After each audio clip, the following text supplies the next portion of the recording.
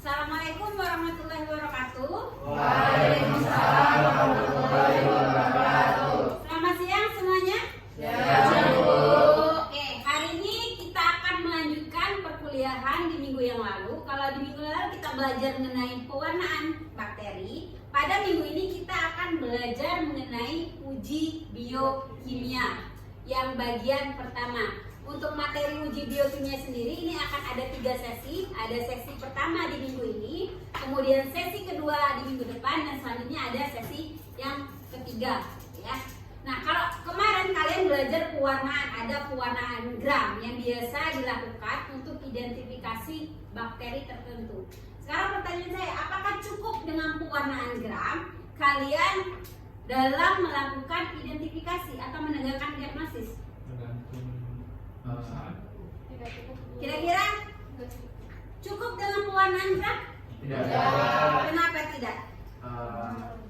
Saya izin jawab, Bu. Ya, silakan ada. Karena setiap jenis itu memiliki berbeda-beda ya, Bu ya. Berbeda-beda. Banyak juga kan jenisnya, pasti juga setiap jenis itu juga punya caranya masing-masing gitu.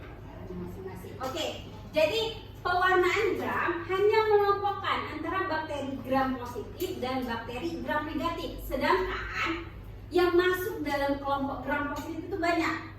Yang masuk dalam kelompok gram negatif itu banyak.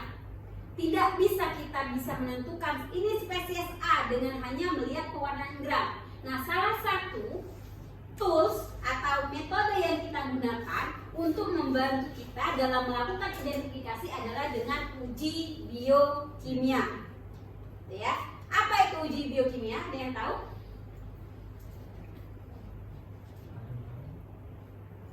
Apa itu uji biokimia?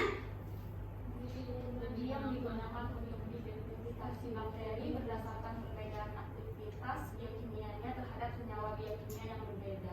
Oke, jadi uji biokimia ini adalah uji yang dilakukan untuk mengidentifikasi bakteri-bakteri tertentu berdasarkan aktivitas biokimianya.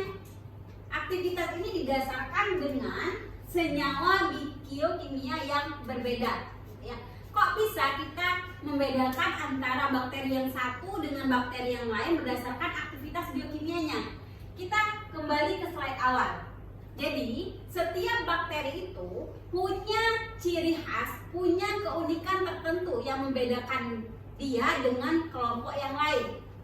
Ya, salah satu hal yang membedakan antara kelompok bakteri yang satu, bahkan spesies yang satu dengan spesies yang lain adalah enzim yang diproduksi.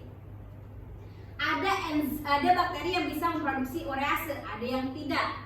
Ada yang bisa memproduksi katalase, ada yang tidak. Nah, sifat-sifat inilah yang mendasari adanya uji biokimia berdasarkan enzim yang diproduksi oleh bakteri tertentu. Jadi bakteri itu unik. Yang ini bisa ngasilin katalase tapi nggak bisa ngasilin urease. Yang satunya tidak menghasilkan katalase tapi bisa memproduksi urease. Ini yang akan membantu kita dalam menegakkan diagnosis nanti ketika kalian sudah kerja, gitu ya. Apakah si pasien ini terinfeksi spesies bakteri A atau B?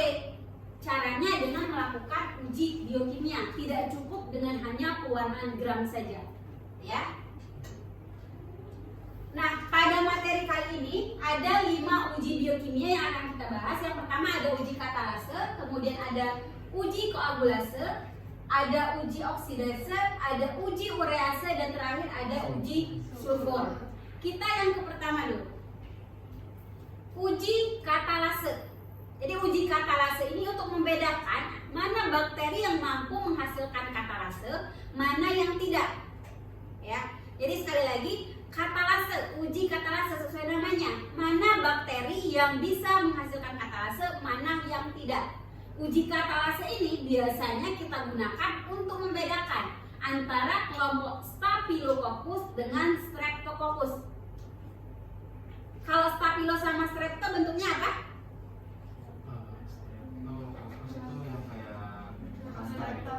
Strepto rantai. Kalau yang Staphylococcus berbentuk anggur, bergelombang. Tapi apakah selalu dalam pengamatan kita ketika melakukan pewarnaan gram selalu dapat Staphylo itu selalu bentuknya anggur gitu?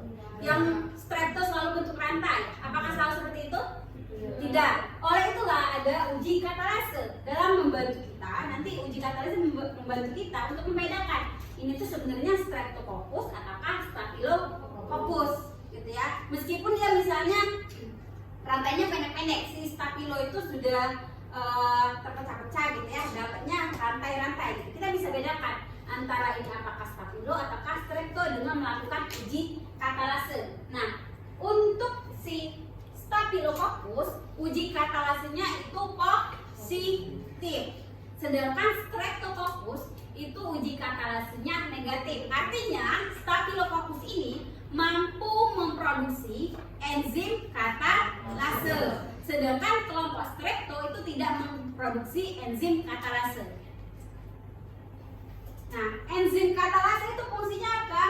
Enzim katalase itu dia memecah hidrogen peroksida menjadi air dan oksigen. Jadi ya, sekali lagi, enzim katalase itu fungsinya memecah hidrogen peroksida menjadi air dan oksigen. Nah, hasil positif dari uji katalase adanya gelembung. Kalau yang negatif tidak terbentuk gelembung. Kenapa terbentuk gelembung? Karena tadi saya ulangi lagi, katalase mampu memecah hidrogen peroksida menjadi air dan oksigen. Oksigen inilah yang muncul sebagai gelembung. Kalau tidak ada katalase, apakah hidrogen peroksida bisa dipecah? Apakah akan menghasilkan oksigen? Tidak. Oleh karena itulah untuk hasil uji katalase yang negatif tidak terbentuk gelembung. Paham untuk uji katalase? Oke. Kita lanjutkan pada uji koagulase ya. Uji koagulase